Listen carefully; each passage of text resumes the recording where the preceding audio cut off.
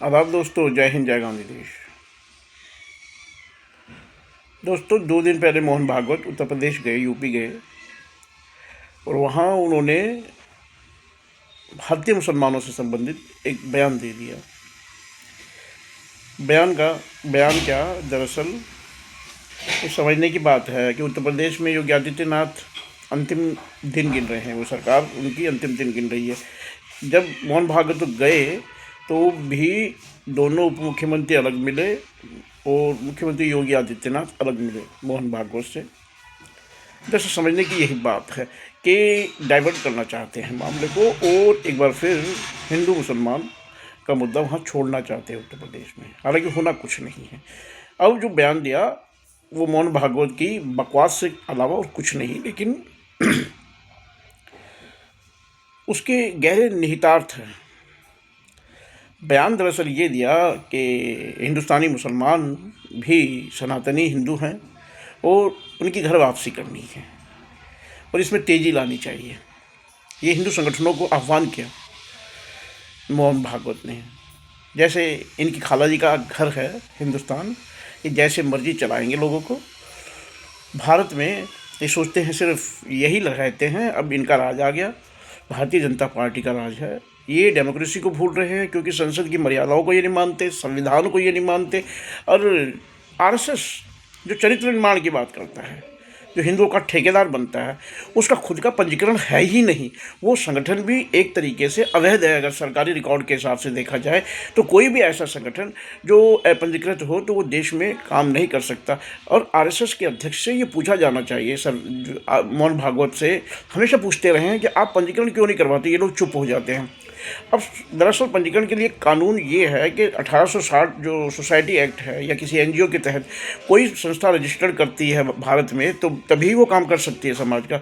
अगर कोई रजिस्टर्ड नहीं है तो उसके 2 कारण होते हैं, या तो वो खुद रजिस्ट्रेशन नहीं करवा रही है, वो देश से कुछ छुपाना चाहती है, सरकार से कुछ छुपाना चाहता है वो संगठन, या फिर पंजीकरण करने के लिए वो आवेदन करता है और उसका निरस्त हो जाता है तो वो सरकार के मानदंडों पर पूरा नहीं उतरता, संवैधानिक रूप से वो अवैध गतिविधियों में शामिल हो सकता है।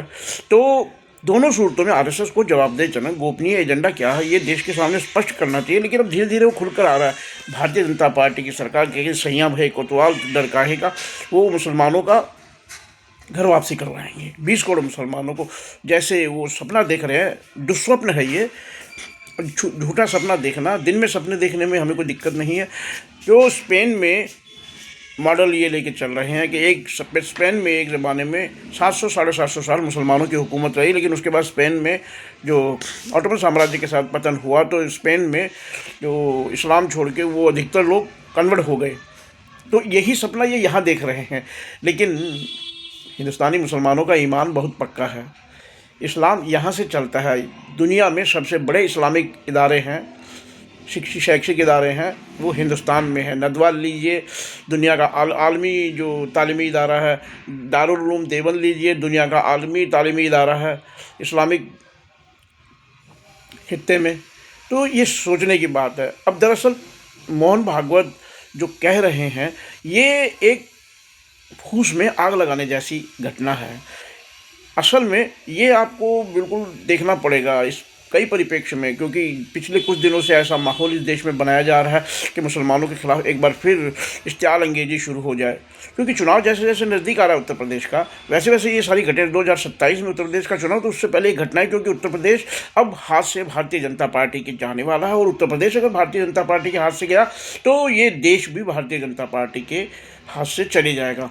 अभी ट्रेलर आपने देखा था, 80 लोकसभा की सीटों में से जो 37 गठबंधन की आई, इनके पास 40 आई। अब और घटेगी और कम होंगे, क्योंकि काठ की आंधी एक बार चढ़ती है। ये लोग जो नफरत फैला रहे हैं, ये लोग जिस तरीके से इन्होंने हुड़दंगियों को जैसे छोड़ रखा है, बजरंग दल के नाम पे छोड़ रखा है, कहीं हिंदू रक्षा दल के नाम पे छोड़ रखा है, कहीं और किसी संगठन के नाम पे छोड़ रखा है, और वो खुलेआम मारने काटने की बात कर रहे हैं, वो खुलेआम गुंडागर्दी कर रहे हैं।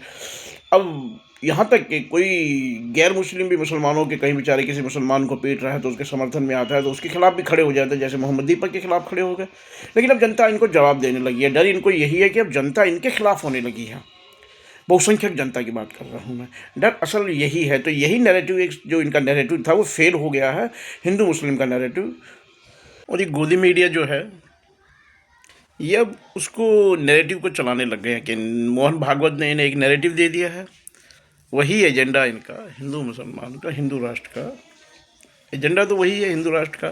अब नैरेटिव इनको दे दिया है गोदी मीडिया को, आरएसएस ने, मोहन भागवत ने खुद दे दिया कि मुसलमानों की घर वापसी। बस लग गए ये शुरू कर दिया इन्होंने मुसलमानों की घर वापसी, क्योंकि फंसी हुई है सरकार और इनको सरकार को फंसने में से निकालना है। फंसी में से एप्स्टीन फाइलों में फंसी हुई है, जनरल नरोड़े की किताब जो नहीं छपने दी उसमें फंसी हुई है।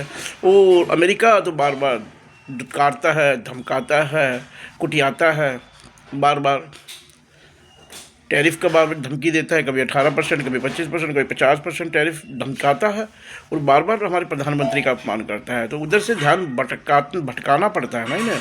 तो भटकाने के लिए इनको जो ड्यूटी मिली हुई है गोदी मीडिया को कर रहे हैं, और इसी में यही है।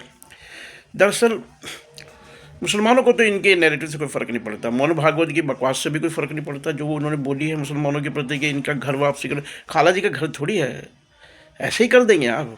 किस चीज़ से कराएंगे? तलवार से कराएंगे, धमका के कराएंगे, प्रशासनिक ज़बरदस्ती से कराएंगे, योगी आदित्यनाथ और हेमंत विश्व शर्मा जैसे अपने नायक बना के करवाएं? कुछ नहीं होगा। हमारे पास एक नायक है, गांधी नायक है। हमारे पास एक किताब है, संविधान है।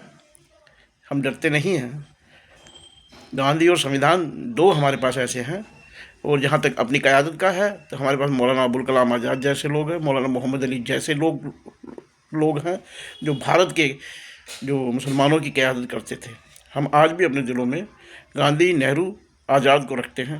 हम चंद्रशेखर आज़ाद, भगत सिंह, अशफाकुल्लाह को रखते हैं। खैर छोड़िए इनकी बात। जिनको जो बकवास करनी है करेंगे। अल्लामा इकबाल ने कहा था उनका जो फ़र्ज़ है वो अहले सियासत जाने, मेरा पैगाम मोहब्बत है जहाँ तक पहुँचे। हिंदुस्तान में हम हैं, पहले भी थे, आज भी हैं, हमेशा रहेंगे। हमें डर नहीं है किसी चीज़ का।